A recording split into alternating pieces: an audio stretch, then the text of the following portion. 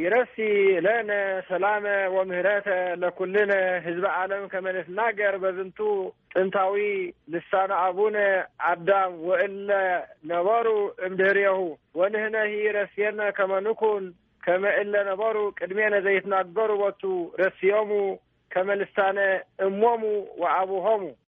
ኣብ ግእዝ ዘለዎ ዓሚቕ ፍልጠት ዘዘራርብ ኣይኮነን ሽዱሽተ መጽሕፍቲ ምብርካት እውን ቀሊል ኣይኮነን ከመይ ቀኒኹም ዕዱማት ክሕጽልሚ ብመሰረት ሕቶ ብርክት ዝበልኩም ሰማዕትና ንተመራማሪ ቋንቋ ግእዝ መሪጌታ ሄኖክ ገብረ ሚካኤል ናብ ኣስመራ ደው ኢለ ረኺበዮ ኣለኹ ሰዓቡና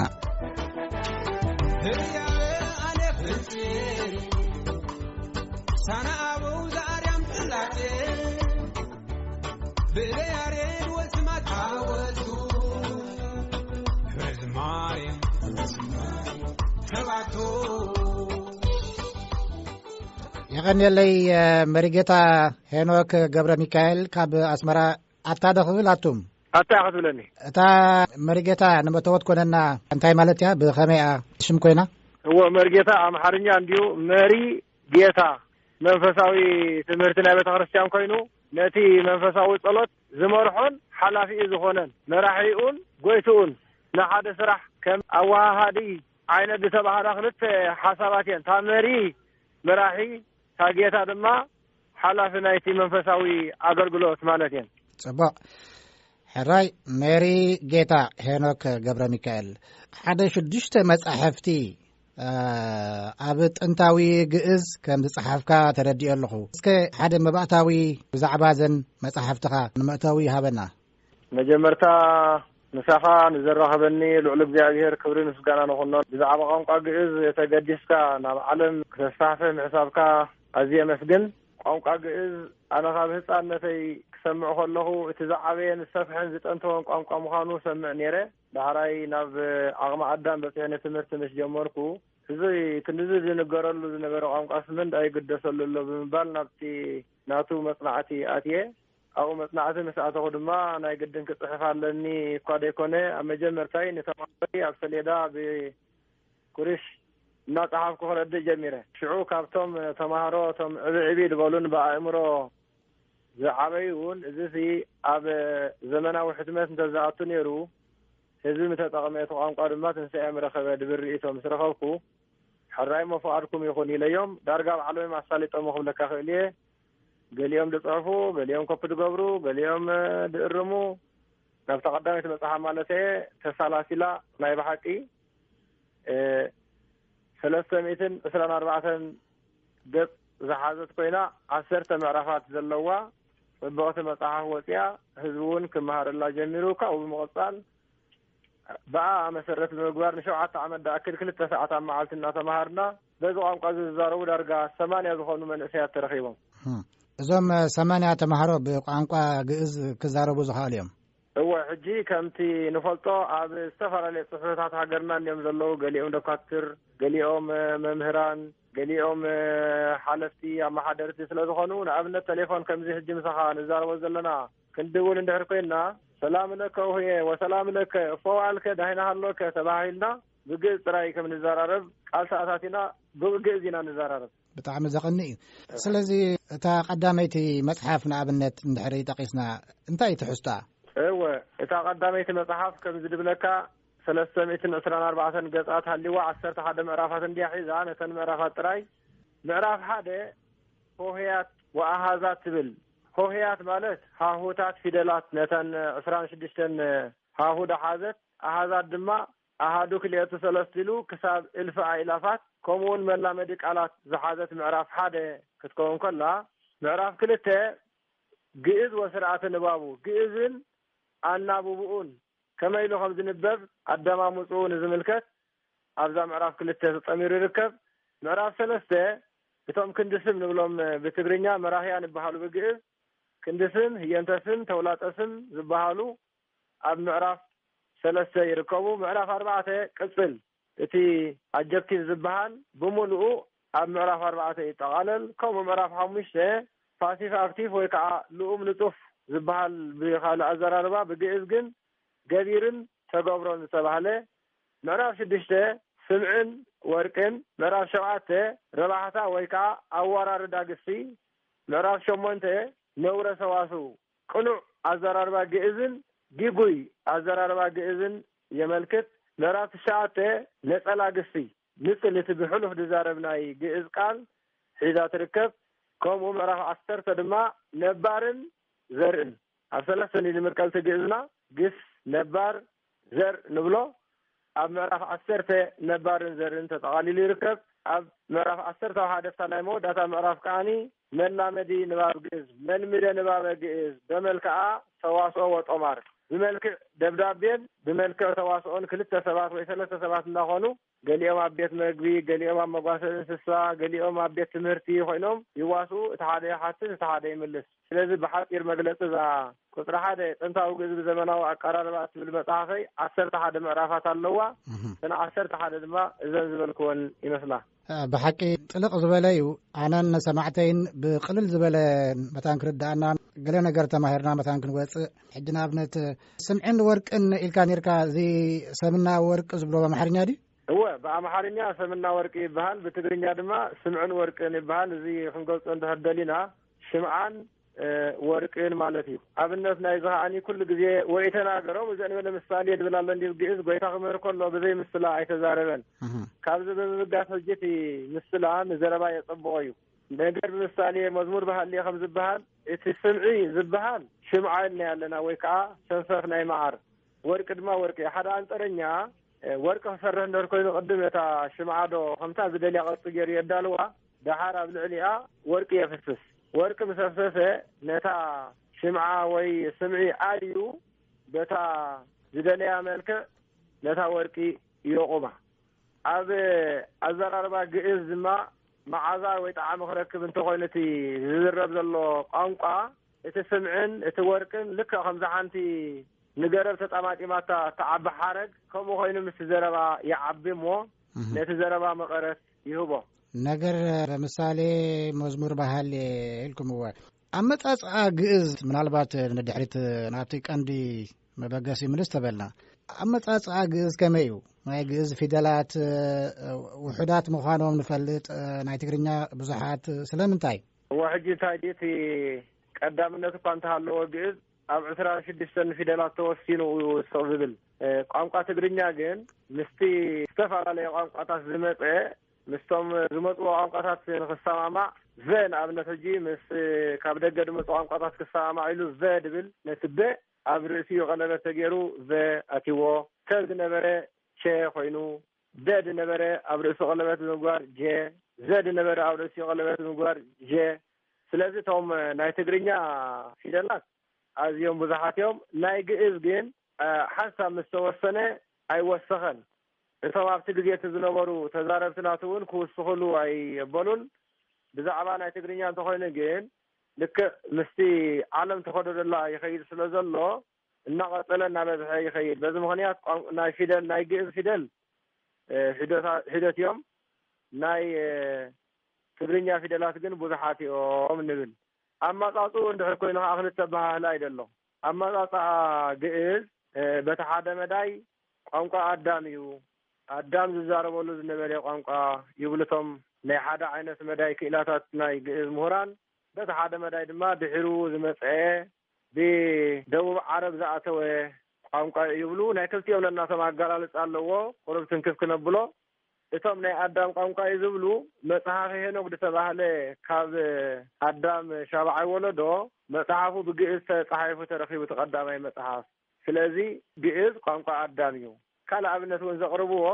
ኣብ ምዕራፍ 11 ኦሪት ዘፍጥረት ወኮነ ኩሉ ዓለም አሃደ ልሳነ ወአሃደ ከንፈረ ኩሉ ዓለም ሓደ ልሳንን ሓደ ከንፈርን ይዛረብ ነበረ ግዕዝ እኳ ተደይበለ እዛ ከምዚኣ ተባሂላ ዘላ ቃል ቋንቋ ግዕዝ እያ ነዚ ድማ ብዓለመን ኣሰኒዮሞ ኣለው ክልተ ሊቃውንቲ ናይ ጀርመን በዓል ኣውለስዲ በዓል ዮሐንስ መዓልም ዝተባህሉ ዓበይቲ ምሁራን ግዕዝ ከጽንዑ ኢሎም ናብ ሃገርና ናብ ሃገር ኣጋዚ ምስ መፁ ለ20-30 ዓመት ወሲዱሎም መቂርዎም ዓበይቲ መጽሓፍታት ዝጸሓፉ ቋንቋ ግዕዝ ናይ ኣዳም ምዃኑ መስኪሮም ሓደ ሓደ ኣብነት ዝሃብዎ ካብቲ ናይ ግዕዝ ቃል ንኣብነት ኣደመ ጸበቐ መልክዐ ይብል ውጽኢት ናይዚ ኣዳም ይርከብ። ኣዳም ማለት ድማ እዚ ጎዲልዎ ዘይብሃል ጽቡቕ ፍጥረት ማለት እዩ። ስለዚ ኣዳም ካብ ኣደመ ስለ ዝወፀ ቀዳማይቲ ቋንቋ ዓለም ምልእቲ ድማ ኣዳም እናበለት ትነብር። ሃይወ ካብ ዝበለ ሄዋን ትወፅእ። ሃይወ ህይወት ረኸበ ደሓነ ማለት እዩ። ሄዋን ማለት ድማ ኣደ ህያዋን። ወረደ ካብ ዝበለ ያሬድ ወፅእ። ሰሓቀ ካብ ዝበለ ስሕቃ ነራ ኣዲኡ ኣብቲ ቅድሚ ሞላዱ ይስሓቅ ይወፅእ። ይስሓቅ ካብ ወፀ እዚ ናይ በዓል ኣብርሃም ይስሓቅ ቋንቋ ዝነበረ እዩ። ተሳለመ ካብ ዝበለ ሰላም ገበረ እዩ። ሰሎሞን ማለት ድማ ሰላማዊ ናይ ሰላም ሰብ ናይ ዕርቂ ሰብ ማለት እዩ። ብኸምዚ ሕጂ እቶም ኣስማት ናይቶም ቀዳሞት ወለድና ዝነበሩ ካብ ኣዳም ካብ ሄዋን ኣትሒዞም ብቋንቋ ግዕዝ ስለ ዝተፀውዑ ናይ ኣዳም ቋንቋ እዩ። ቅድሚ ማያኣይሂ ቅድሚ ህንፃ ባቢሎን ቀዳመይቲ ቋንቋ ዝነበረት ግዕዝ እያ ኢሎም ክገልጹ ከለዉ እቶም ካልኦት መዳያት ከዓ እንታይ ይብሉ? ኣብ ደቡብ ዓረብ ብቋንቋ ግዕዝ ተጻሒፉ ሓወልቲ ስለ ዝተረኽበ ቋንቋ ግዕዝ ብዓረብ ዝመፀ እዩ፣ ናብ ሃገር ኣጋዚ ብዓረብ ዝመፀ ዝኣተወና እዩ ይብሉ። ነዚ ክምልስሎም ከለዉ ሕጂ እንታይ ይብሉ? እቶም ናይ ኣዳም ቋንቋ ዝብልዎ እቲ ብደቡብ ዓረብ ተጻሒፉ ዘሎ ናይ ግዕዝ ሓወልቲ ወለድና ካብ ዝኸይዶም ዝፀሓፍዎ እዩ ኢሎም ከዓሳቶ ይምልስሎም። ከምዚ ይመስል ህወ ዝገርም መቸም እዚ መጽሓፍካ እዘን ድሮ ተጻሒፈን ዘለዋ 6 መጽሓፍትኻ ንኽነንብበን ዝደፋፊ እዩ እዚ መግለፂ እዚ። ንሕና ጥራይ እቲ ቅልል ዝበለ ክርዳእና ዝኽእል ጥራይ ኢና ክንሓትት ንኽእል። ሕጂ ኣብኡ ከለኻ መሪጌታ ሄኖክ ፊደላት ናይ ግዕዝ ውሑዳት ምዃኖም ተዛሪብና፣ ቁፅሪ እውን ውሑድ ከም ዝኾነ ዝርዳእኒ። ንኣብነት እልፍ ኣላፋት ንብል ግን ከም ዝርዳእኒ ኣሽሓት ማለት ይመስለኒ እምበር ንኣብነት ሚልዮናት ዝብል ነገር ኣይነበረን ዲብቲ እዋን። ሚልያርድ ዝበሃል እምበር ኣሎ ኾኒኡ እምበር ንሓልፍ ቁፅሪ እኮ ትድበዝሐ እውን ስለደይ ተሰርሓሉ እታ ዜሮ ትበሃል እያ የላን ትበሃል ኣብ ቋንቋ ግዕዝ እምበር እቲ ደዓበ ቋንቋ ግዕዝ ኣብ ግዕዙ እዩ። ኣብ ግዕዙ ድማ ዋላ ሓጂ ንኣብነት ኣሃዱ ክልኤቱ ኢልና እኳ ቁሩብ እንተዘርዘርና ኣብ መወዳእታ ግን እልፍ ኣእላፋት ከምዚ 1000 ኣሽሓት ሚእቲ ኣማኢት 10ታት ከም ማለት ወሰን ደይብሉ ዘረባ እዩ። እታ እልፊ ናይ በይና ስም ኣለዋ፣ እታ 1000 ናይ በይና ስም ኣለዋ፣ ነናተን ቁፅሪ እውን ኣለዎን እዩ። ዋላ ኣብቲ ኣፀሓፋ ፊደል ክትሪኦ ከለኻ ብናይ እንግሊሽ 16 ዜሮ ዝፀሓፎ ኣብ ናይ ግዕዝ ግን 7 6 የ ይፅሓፍ። ነዘን የታት እዚኣተን ኣላጋጊብካ ኢኻ ሚልዮን ትገብር። ሕጂ ንኣብነት ሓንቲ ዋላ ንሪኦሞ ኣሃዱ ክልኤቱ ኢልና መስከድና መወዳእታና ብዛ መፅሓፍ ተፃሒፎም ዘሎ ማለት እዩ። ኣፍታ ቀዳመይቲ ረቦዋት መወዳእታ ጌራ ኣላ። ሕጂ ረቦዋት ክንደይ እየ ኣለዋ መስለካ? የንዲየንተን ናይ መወዳእታ ቁፅሪ 8 እየ ኣለዋ። ኣብታ ናይ እንግሊሽ ግን 16 ዜሮ ኣለዋ። ሓደ መፅሓፍካ 16 ዜሮ ኣለዋ። 16 ክፅሕፍ ዶ ይቐርብ ወይስ 8 እየ ፍርቁ እዩ ክትብሎ ትኽእል ኢኻ። ጽቡቕ እሞ ብዝኾነ ቁፅሪ ክግለጽ ይኽእል እዩ ብግዕዝ ዝብል ነገር እዩ። ሕጂ እንታይ እዩ ምንጭኻ ማለት ካብ ምንታይ ምንጭኻ ትጥቀም ነዚ ሓቅነቱ ማለት ወይ ጭብጡ ንምድጋፍ? ሕጂ እቲ ጭብጢ ምድጋፍ እንተኮይኑ ብራናታት ኣለዉ ቅድሚ 1500 ዝተጻሓፉ ወለድና ድማ ንፉዓት ዓቀባውያን እዮም ነይሮም። ብራና ፍሒቖም ቀለም በፅቢፆም ኣብ ብራና ጽሒፎም ኣቐሚጦምልና እዮም። እዚ ሕጂ ብብዙሕ መልክዕ እቲ ደዓበ ኣብ ገዳማት ሃገርና ኣብ ኤርትራ ገዳማትና ተጻሓፉ ካብ ዝተረኽበ ከምኡ እውን ኣብ ኣድባራት ኣብ ዘን ዓበይቲ ቤተ ክርስቲያናት ብዙሓት ምሁራን ዝነበሩዎን ሕልፍ ኢለ እውን ካብ ግሊ ሊቃውንቲ ኣብ ገገዝኦም ዝተረኽበ ጽሑፋት ካብዚኣቶም እናሓተትኩ እናተወከስኩ በብሓደ ጸሓፍኮ ዋላ ሕጂ እውን ኣብቲ መጽሓፍን መጽናዕትን እየ ዝርከብ ዘለኹ። እዞም 3 ኣካላት እዮም ግን እቶም ናተይ መወከፊ። ሕራይ መርጌታ ሄኖክ ሕጂ መዝገበ ቃላት ግዕዝ ወይ ሰዋስው ብኸመይ ዝቆመ እዩ? እዚ ግሲ ነባር ዘርኢ ዝበሃል ብኸመይ ክተብርሃለ ይትኽእል? ልክ ከምቲ ኩሉ ቋንቋታት እቲ ካልእ ቋንቋታት ጥራይ ቃላት ተባሂሉ ወይ መዝገበ ቃላት ተባሂሉ ክፍለጥ ከሎ ግዕዝ ግን ፍሉይ ኣመል ኣለዎ። እሱ ድማ 3 ነገራት እዮም፣ ግስን ዘርእን ነባርን። ንኣብነት እዛ ዝዓበየት መጽሓፈ ለዳሓስባ መዝገበ ቃላት ዘዳለኽዋ ነዘን 4 ዝመሓዝ መጽሓፈ ግስ ዘርእዎ ነባር ተባሂላ ተፀዊዓ ኣላ። 482 ፔጅ ኮይኑ 6 ምዕራፍ ኣደሓዘት። ካብቲ ተግባራት ስማ ወሲዳ ኣላ። ግስ እንተኢልና ካብ ሓደ ጀሚሩ ክሳብ 360 ዝረብሕ ንኣብነት ኣብዛ ቁፅሪ 3 ተገሊጹሎ ምስ ግዜና እምበር ድሓን ካልእ ግዜ ንሪኦ ንኸውን ግስ ማለት እምበኣር ንብረት ንዋት ኣቑሑ ቋንቋ ናይ ዘርእን ናይ ነባርን ስነ ስርዓት ማለት እዩ ብሕፅር ዝበለ ግስ ማለት ዝግሰስ ካብ ሓደ ክሳብ 360 ዝረብሕ ማለት እዩ እዚ ነቲ ቋንቋ ግዕዝ ጥራይ ዘይኮነ ዘስፍሖ ብትግርኛ እውን ናይ ግድን ክትርጎም ስለ ዘለዎ ጎኒ ጎኒ 360 እንድሕር ግዕዝ ረኺብካ 360 ድማ ትግርኛ ትረክብ ዘርኢ ማለት ብዙሖም እዩ ዘርኢ ዘመልክት ዘሎ ነባር እንተይልና ግን ዘይንቀሳቐስ ካብቲ ዝነበረ ቦታ ናብ ካልእ ዘይከይድ ረብሓታ ዘይብሉ ዝግሰስን ዝረብሕን አንቀጽ ዘይብሉ ነባር ንብሎ ሕራይ መርጌታ ሄኖክ ገብረ ሚካኤል ሕልፍ ክንብሎ እስኪ ናብ ቀጻላይ ሕቶ ይቀርብ ምስ ትግረ ዘለዎ ዝምድና እንታይ እዩ ግዕዝ ምስ ትግረ እወ ሕጂቲ ኣብ ድምፂ እዩ ቁሩብ ዝፈላለ እምበር ዳርጋ ዝበዝሕ ትግረን ግዕዝን ሓደ እዩ ከም ወላዲ ግዕዝ ወላዲ ናይቶም ኣብ ከባቢና ዘለዎ ቋንቋታት ናይ ትግረ ናይ ትግርኛ ናይ ኣምሓርኛ ግዕዝን ድዩ ክሳብ ሕጂ ድማ ኣይተፈላለዩን እንዳተለቃቅሑ እዮም ዝኸዱ ዘለዉ ከም ኣብነት እንደርኢና እዘን ሰለስተ ቋንቋታት ግዕዝ ትግረ ትግርኛ ከምኡውን ኣምሓርኛ ኣብ ኩሉ መዳያተን ኣዝማድየን ዘብለን ኣሎ ንሱ ድማ ከምቲ ሰባት ካብ ሓደ ዘርኢ ወይ ካብ ሓደ ዓሌት ክውለዱ ከለዉ ዋላ ግዜ እንተነውሐ ሰረት መልክዖም ኣይገድፉን እዮም እዘን ክልተ ልሳናት ወይ እዘን ሰለስተ ልሳናት ብሕልፊ ትግረን ትግርኛን ካብዚ ሃብታም ቋንቋ ዓለም ዝምስክረሉ ብምላደን ቅድም ኣብ ሆሄን ኣሃዝን ድሓር ከዓ ኣብ ኣዳማምፃ ብዙሕ ምቅራብ ኣለዎን ንኣብነት እንተሪኢና ግዕዝ ርእየ ይብል ርእየ ማለት ረኣየ ማለት እዩ ትግረ ድማ ረኣይኮ ይብል ትግርኛ ተኸይድና ድማ ርእዩ ረኣየ ሰትየ ይብል ግዕዝ ሰተይኮ ሴትየ ክልኮሎ ትግረ ሰተየ ሰትዩ ድማ ብል ትግርኛ በልዓ ይብል ግዕዝ በላይኮ ይብል ትግረ በልዐ በሊዑ ንብል ትግርኛ ብህለ ክብል ኮሎ ግዕዝ ቤልኮ በለ ኤለ ድማ ንብል ብትግርኛ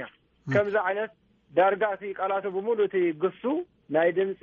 ናይ ሓደ ሓደ ተደይ ኮይኑ ፅሑፎት እውን ፊደል እውን ሓደ እዩ ሰማ እንታይ ግዕዝ ሰማዕኮ ይብል ትግረ ሰምዐ ሰሚዑ ድማ ንብል ይኮነ እንታይ ግዕዝ ይኮን ይብል ትግረ ወደየ እንታይ ግዕዝ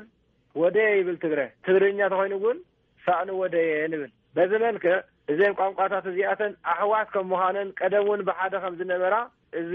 ኣዘራርባ እዚ ነዞም ሕጂ ዘለና ሰባት ይረዳእና ሕራይ ሕጂ መርጌታ ቁሩብ ብዙሕ ግዜ ሰሓሓብ ዝኸውን ናይ ኣምሓርኛ መስለኒ እምበር ግዕዝ ኣደ ወይ እቲ ጉንዲ ናይቲ ቋንቋታት ናይ ከባቢና ምዃኑ ብዙሕ ሰብ ይሰማዓሉ ግን ኣምሓርኛ ቀጥታ ካብ ግዕዝ ዝመፀ እዩ ዝብሉ ኣለዉ ገሊኦም ከዓ ካብ ግዕዝ እውን ወስድ እዩ ግን ብካልእ ዝመፀ እዩ ዝብሉ እውን ኣለዉ ካብ ትግርኛ ክኸውን ይኽእል ካብ ካልእ ክኸውን ይኽእል እስኻ ከመይ ተንብቦ ኣነ እቲ መወለድን መወቀል ድማ ቁርባ ሓትት እንዴት ናተያ ተዓባብያ ኣብ ቋንቋ ትግርኛ እዩ ፅቡቅ ኣፍልጦ ደለኒ እምበር ቋንቋ ኣምሓርኛ ሲ ከም ካልኣይ ቋንቋ ንትምህርቲ ንመፅሓፍቲ ክሕግዘኒ ኢለ ዝተምሃርክዎ እምበሪ ብዛዕባኡ ናይ ብሓቂ ተመራሚረ እዚ ናይ መወዳእቱ ክብለካ ኣይክእልኒ ሕራይ መርጌታ እሞ ሕጂ መቸም እዚ ዓሚቕ ዝኾነ ኣፍልጦ ናይ ግዕዝ ኣብ ኩሉ እቲ ሕብረተሰብ መታን ክጥጥዕ ክሰርፅ ብሃገር ደረጃ ወይ ኣብቲ ዓዲ ሰብ ንክመሃሮ እንታይ ዝግበር ኣሎ እዎ ናይ ብሓቂ እዩ ኣብዚ ቁሩብ ግዜ ምክንያቱ እቲ ዝሓለፈ መግዛእቲ ኣፀጊምዎ ፀኒሑ ንግዕዝ ዳርጋ ሓሲስዎ ትብል ትኽእል እምበር ሎሚ ሕጂ ኣብ ኮሌጅ ማሕበራዊ ስነ ፍልጠት ዓዲ ቀይሕ ኣብ ዝተባሃለ ብንኡስ መጠን ተጀሚሩ ይርከብ ካብኡ ድማ ብዙሓት ተምሃሮ ኣብዚ ክረምቲ ሕጂ ብሓደ ኢና ንኽርም ኣብቲ ናታቶም ዕረፍቲ ክኸውን ከሎ ድልየት ፅቡቅ እዩ ዘለዎም እቶም ንዓኣ ነታ ግዕዝ ዝወስድዋ ብዙሕ መፅሓፍቲ እውን የንብቡ ብዙሓት መምሃራን ይሓቱ መምህራኖም ተማሃሩ ዘለዉ ከዓ ናብ ሙሉእ ኣብ ሃገረ ኤርትራ ዘለዉ መምሃራን ከድኩም እዘን ሕቶታት እዚኣተን ኣምፅዎም ብልዎም ክሳብ 100-200 ዝኾኑ ሕቶ ንሓደ ተምሃራይ ይህብዎሞኒ ከምኡ እናገበሩ ዳርጋ መፅሓፍቲ ናብ ምድላውን እቲ ቋንቋ ናብ ምስሕፋሕን ተሓቲቶም ዘይፈልጡ መምሃራን ከም ዝሕተቱ ተነይቦም ዘይፈልጡ መፅሓፍቲ ግዕዝ ብራናታትን ገዳማታትን ከም ዝውከሱ ይግበር ኣሎ ናብ ዝለዓለ ደረጃ ክበፅሕ ድማ ተስፋ ንገብር ሕራይ ሕጂ እንታይ እዩ ከም ኣብዚ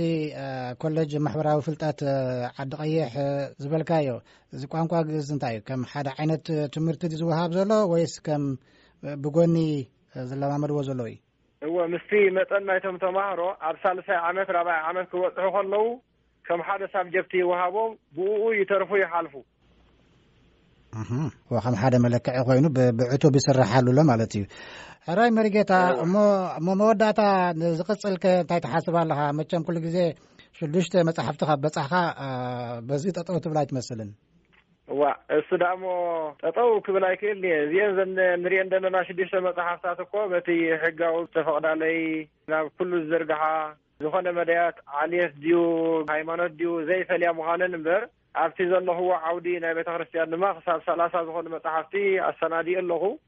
ونقولني نجئزون كوصل العنبر كحاد قدبل انت خانة قام قاد خاينه هم دخل قام قام مول أهجر كزرة إذا تحل من لما تتخيلوا كل سب جئز كم تبرين يجرو كم إنجليش جرو كزارة دبل سلاح حسابي دلني الجنس بقى بجئز كم تلاقي هتزرب لك كم تا قام قاي كم تبرين يجرو زرب سلتره سمعني بلسك صبوت من لنا ما بكون عصو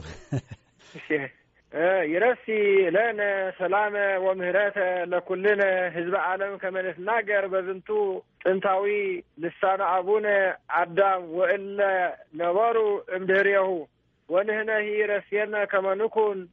كما الا نبارو قدمينا زي يتناجروا وتو رسيومو كما لسان امومو وابوهم حلونا بزو تسفا كما يكون بزنتو زائد يلكناه توتنا بكولج معبراو في الفتات زعدي قيه ونمني لو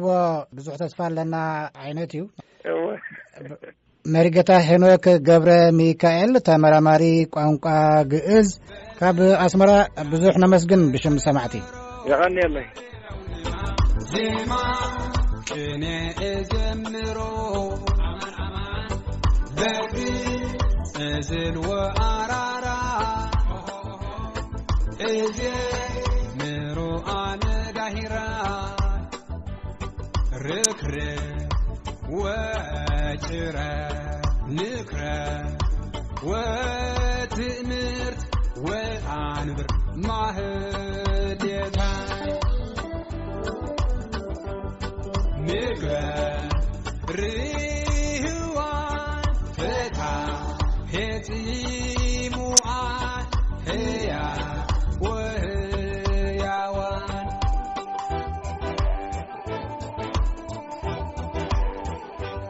لقرقيون كهلاوي بتهم وسعرون قبئي اجي حاولت انت وسيسا ازيمورو انا ظاهرا لقرقيون كهلاوي بتهم وسعرون قبئي